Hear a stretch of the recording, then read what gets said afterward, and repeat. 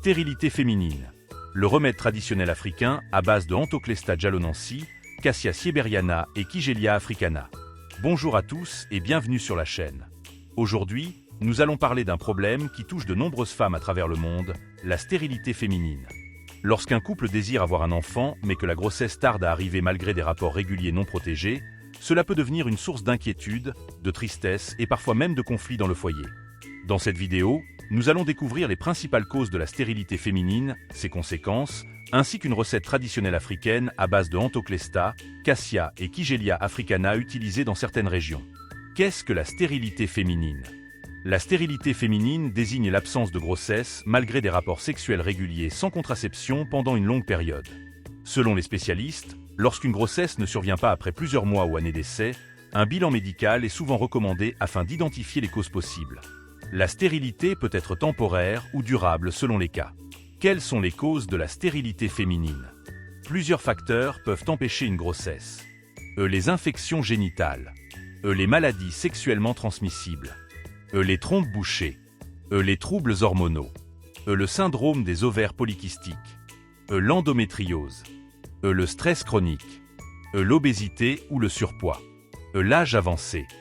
Certaines anomalies congénitales. Dans certains cas, plusieurs causes peuvent être associées. Voici les conséquences de la stérilité féminine. La stérilité féminine peut avoir des conséquences importantes. Stress et anxiété.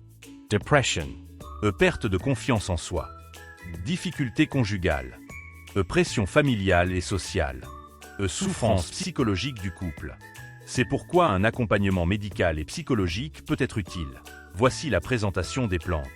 Cette recette traditionnelle utilise 3 plantes. 1. Anthochleista jalonensis. Non vulgaire Ewe, Boloba. Cette plante est utilisée dans plusieurs pharmacopées traditionnelles africaines. 2. Cassia sieberiana. Non vulgaire Ewe, Gati. Elle est également employée dans diverses préparations traditionnelles. 3. Kigelia africana. Non vulgaire Ewe, Gnakpek ou Vino. Le Kigelia africana est un arbre très connu dans la médecine traditionnelle africaine. Pour cette recette, ce sont principalement les écorces qui sont utilisées. Voici la préparation du remède. Pour réaliser cette préparation, vous aurez besoin des racines de Antoclesta jalonensis, des racines de Cassia sieberiana, des écorces de Kigelia africana. Versez 3 litres d'eau dans une marmite propre. Ajoutez les différentes plantes. Faites bouillir pendant 45 minutes. Selon les recommandations traditionnelles, il faut surveiller attentivement la cuisson afin que le liquide ne déborde pas de la marmite. Après la décoction, laissez refroidir puis filtrez le mélange. La préparation est alors prête à être utilisée. Voici la posologie et le mode d'emploi. Selon les recommandations traditionnelles, prendre un verre de la décoction 3 fois par jour. Le matin avant le repas.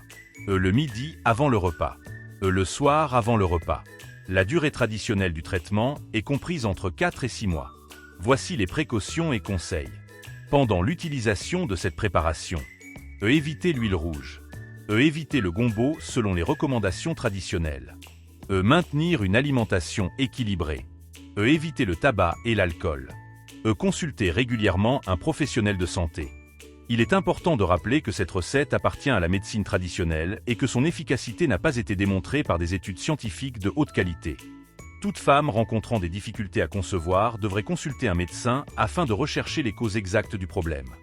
Voilà ce qu'il fallait savoir sur cette préparation traditionnelle utilisée contre la stérilité féminine. N'oubliez jamais que la santé reproductive dépend de plusieurs facteurs et qu'un suivi médical reste essentiel. Si cette vidéo vous a plu, laissez un like, partagez-la avec vos proches et abonnez-vous à la chaîne pour découvrir d'autres remèdes traditionnels africains et conseils naturels. Merci de votre fidélité et à très bientôt pour une nouvelle vidéo.